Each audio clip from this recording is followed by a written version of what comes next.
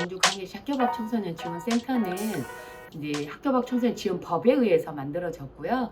그래서 여성가족부의 매뉴얼에 의해서 저희가 운영이 되고 있는데 전국에 현재 219개 센터가 있어요. 그런데 이제 저희 센터는 조금 특이한 게 광주광역시 센터는 특이한 게 2012년에 학교밖 청소년 지원 조례를 광역시로는 전국에 최초로 만들었어요.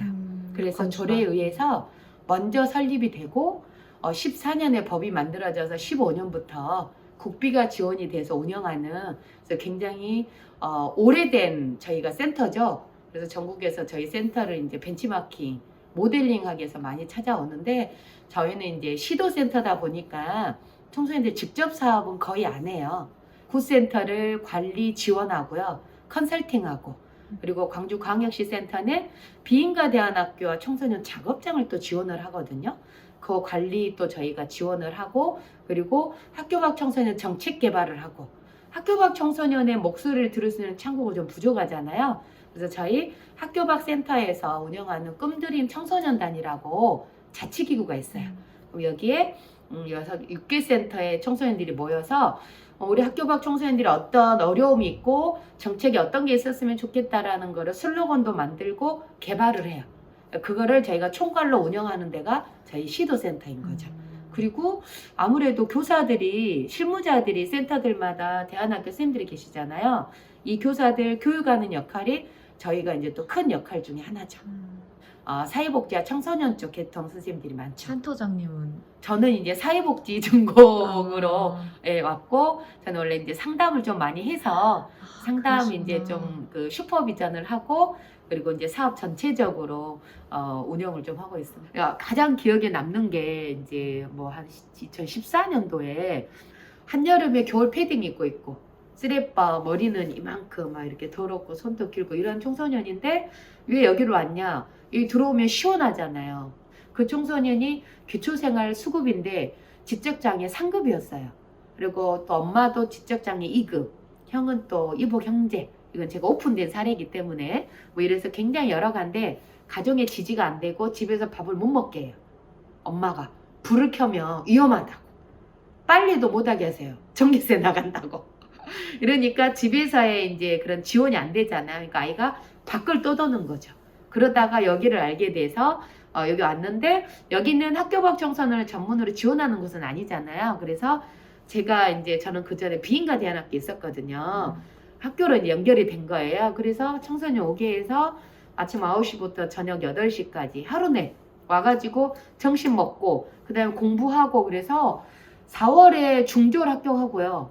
8월에 고졸 합격까지 해버렸어요. 지적장애 상급인데 손톱 깎는 거, 씻는 거, 양치, 머리 왜냐면 친구들이 싫어해요. 더럽고 냄새나고 옷 빠는 거 그래서 집이라 가서 손으로라도 빨게 하는 거 이렇게 하는 것까지 해서 신변 생활관리 교육을 약간의 엄마의 역할을 저희가 이제 사회적 지지체계로 좀 했죠. 그래서 이렇게 관리해가지고 합격하고 아르바이트 하면서 돈 벌고 지가 원룸 따로 얻어서 살고 그러면서 뭐 금은방 세공 또 그게 능력이 저 때는 몰랐거든요. 재작년까지는 뭐 추석 때마다 오고 선생님 저 옷 샀어요 한 벌 쫙 빼갖고 이거 여자친구 있어요 이렇게 오고 뭐 이렇게 잘 사는 친구가 있는데 지역에서 연계를 해서 생활관리가 되었고 또 중요한 건 가족이 좀 화합이 됐어요. 학교 밖 청소년들이 학교를 그만뒀을 때 가장 큰 어려움이 뭐냐? 전국조사에서 1위를 하는 게 사회적 편견. 아직도 학생이 돼가지고 이 시간에 학교 안 가고 뭐해? 학생이 이 시간에 버스를 탔으면 성인이지. 성인 요금 내. 뭐 이런다라든가 이런 사회적 인식이 아직은 조금 힘든데 그래도 이제 조금씩 좋아지고 있습니다. 지금 현장 경력은 한 20년 되는데요. 원래는 이제 가정폭력 상담부터 했다가 가족 사업을 이렇게 하다 보니까 저소득층의 이제 비핵 청소년을 많이 만났어요. 그러다 보니까 학교폭력 상담 이렇게 해서 여러 기관을 제가 좀 거쳤거든요. 학교폭력 상담을 이렇게 하다 보니까 얘네들이 학교폭력으로 또 학교를 그만두는 경우가 많잖아요. 피해나 가해나. 근데 이 그만둔 아이들 만나다 보니까 또 학교 밖 아이들이 생겨서 2012년에 비인가 대안학교를 만들었어요. 그리고 이제 무료 상담소까지 청소년. 그래서 운영을 하면서 거기서 한 6년 운영을 하고, 그리고 이제 제가 2018년에 여기 센터로 와서 지금 좀 늦게 박사과정 공부를 하고 있어요. 조금 늦게 사회복지학 쪽을 하고 있는데, 공부를 또 이렇게 하다 보니까 연구해서 정책을 만드는 과정이 많이 필요한데, 현장에 우리 실무자들은 일하느라 정신 없거든요. 이걸 할 겨를이 없는데, 저는 기관장이라 좀 여유가 있잖아요. 그래서 좀 정책 만드는 걸 더 하려고 하는데, 그 중에 크게 두 가지가 좀 들으셨겠지만, 운동형 외톨이.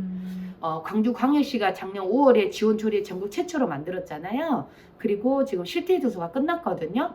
그래서 아마 자료 지금 만드는 작업 중이고, 서울시에서 운동형 외톨이 지원조례 공청회를 작년 겨울에 했어요. 그래서 아마 전국적으로 확산이 될 건데, 현실이에요. 근데 운동형의 아이들 학교를 그만두니까 저희 학교 가게잖아요. 사실은 운동형 외톨이 청소년 가족, 우선은 청소년 쪽에 포커스를 둬서 가족을 지원하기 위한 방법들을 또 방법을 만들고, 그리고 정책 제안까지 하는 거를 좀 장기 목표로 가고 있고요. 그리고 아까 말씀드렸던 후기 청소년들, 이게 광주에 청년센터가 있잖아요. 청년센터가 굉장히 광주시가 잘하고 있거든요. 근데 여기 이용하는 청년들은 거의 다 아시겠지만 20대 후반에서 30대가 굉장히 많아요. 그런데 20대 초반에 청소년이면서 청년이면서 이 청소년을 지원하는 게 좀 많이 없어요. 20대 초반의 청소년을 지원하기가 이제 어려운 거예요. 그래서 제가 그들의 목소리를 들으면서 정책을 만드는 작업을 저희가 이제 조금 선두적으로 하고 있다고 이제 보시면 될 것 같아서, 이 두 가지 영역을 좀 초점을 둬서 하고, 그리고는 이제 청소년 당사자들이 원하는 거, 교육 참여 수당, 뭐 우리의 교육받을 권리, 이런 거는 이제 그들의 목소리를 통해서 차츰 해나갈 거고, 저희가 좀 나서서 할 거는 이제 크게 그 두 가지 초점 두고 있습니다.